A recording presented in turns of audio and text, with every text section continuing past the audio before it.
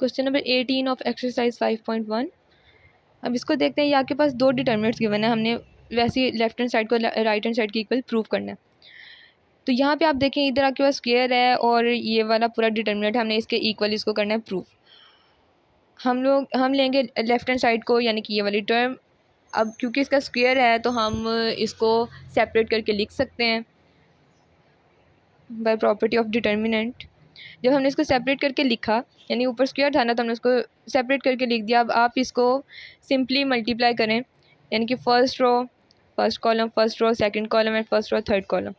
जब आप इसको सिंपली मल्टीप्लाई कर देंगे तो आपके पास राइट हैंड साइड प्रूव हो जाएगी और इसका आंसर सिर्फ इतना ही है। ये बहुत सिंपल सा क्वेश्चन था।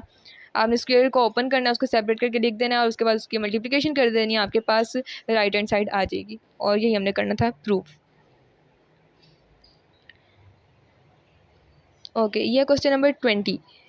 उसमें कहा prove that the determinant is a multiple of the determinant this and find the other factor. हमने प्रूव करना है कि ये वाला जो डिटर्मिनेंट है ये इस डिटर्मिनेंट का मल्टीपल है। अब आपको पता होगा कि हमारे पास 15 हो तो हम इसको लिख सकते हैं 3 × 5 और ये इसके क्या बन जाते हैं फैक्टर्स, या 5 × 3 बन करें तो अभी हमारे पास 15 ही आता है, तो ये भी इसके क्या होते हैं फैक्टर्स होते हैं। अब यही वाली चीज़ है यहाँ पे। एक तो हमने ये प्रूव करना है कि ये इसका मल्टीपल है, दूसरा हमने वो वाला फैक्टर भी बताना है कि कौन सा अदर फैक्टर आएगा कि जिसके साथ ये इसका डिटर्मिनेंट बनता है मल्टीपल। ओके, हमने सबसे पहले कंसीडर कर लिया ये वाला डिटर्मिनेंट, हमने इसका एज इट इज़ लिख दिया है। अब यहाँ पे अगर आप देखें तो यहाँ पे आपके पास B1 एंड C1 है, इधर आपके पास C1 एंड A1 है, यहाँ पे आपके पास A1 एंड B1 है, यानी तीनों कॉलम्स में एक एक टर्म मिसिंग है। यानी कि फर्स्ट कॉलम में आपके पास A1 मिसिंग है, C2 में आपके पास B1 B2 B3 मिसिंग है और C3 में आपके पास C1 C2 and C3 missing है। तो अगर हम इसको इस तरह की फॉर्म में लिख दें यानी कि ज़ीरो के साथ मल्टीप्लाई करके उस A1 A2 A3 को लिख दें, फिर ज़ीरो के साथ मल्टीप्लाई करके B1 B2 B3 को लिख दें, ज़ीरो के साथ मल्टीप्लाई करके C1 C2 C3 को लिख दें, तो बात तो वही आ जाती है। हमारे पास डिटर्मिनेंट तो यही रहता है, उसमें कोई चेंजेस नहीं आते क्योंकि हमने इसका बताना ना कि ये इसका मल्टीपल है, तो हमने इस तरह से ये वाला ऑपरेशन लगाया है। अभी हमने सिंपली उसको बस लिखा है कि इस तरह से हम लिख सकते हैं कि A1 B1 C1 की फॉर्म में।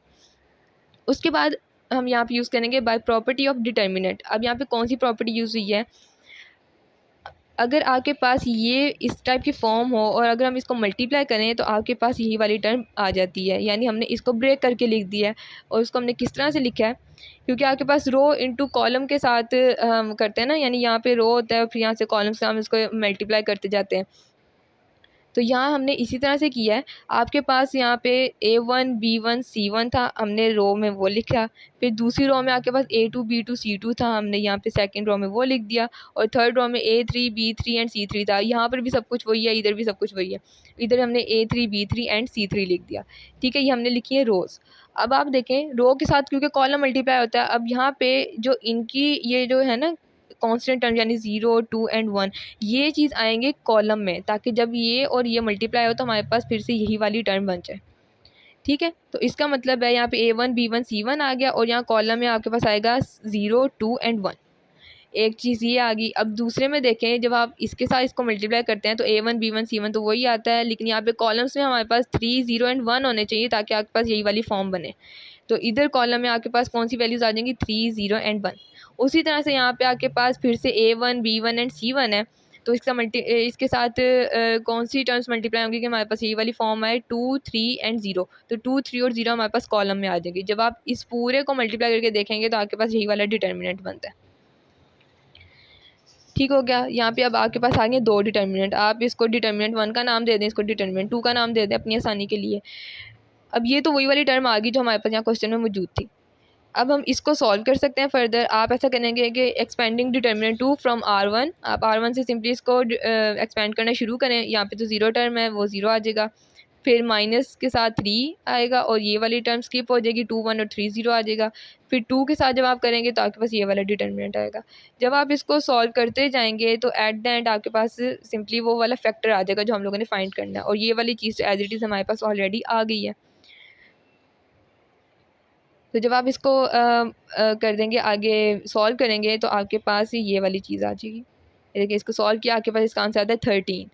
तो यही इसका फैक्टर था। तो आप नीचे लिख देंगे कि hence given determinant is a multiple of this, क्योंकि आपके पास आंसर में ये वाली टर्म आ गई है। And the other factor is 13, और उसका फैक्टर क्या बना है 13।